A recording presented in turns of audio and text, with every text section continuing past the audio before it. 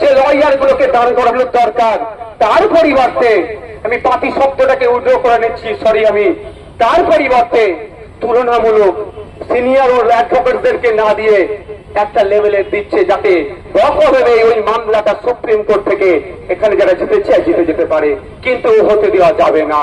আপনাদের বলে রাখি, এই মুখ্যমন্ত্রী বিচারিতার কথা সেই জন্যই মাথায় রেখে আমিও সুপ্রিম কোর্টে এই মামলার পাঠিয়েছি, পশ্চিম বাংলার ওই অভিযোগ সার্টিফিকেট দেওয়া পেতে তাদের নাই বিচার দেওয়ার জন্য।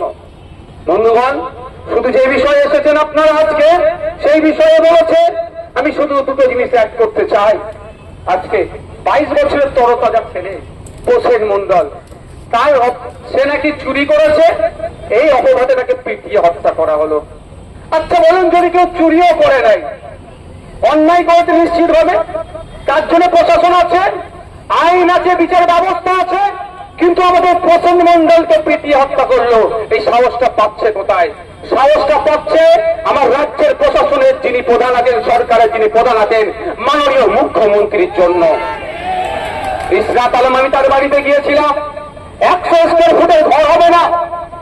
আপনি অবাক হয়ে যাবেন যদি ওর বাড়িতে গিয়ে দেখেন, ভিডিও দেখে থাকেন।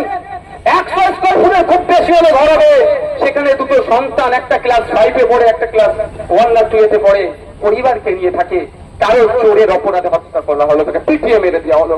একের পর এক রাজ্যতে গণপ্রতিনিধি বেড়ে যাচ্ছে, কিন্তু অপদার্থ সরকারের কোনো শব্দ খরচ করছে না।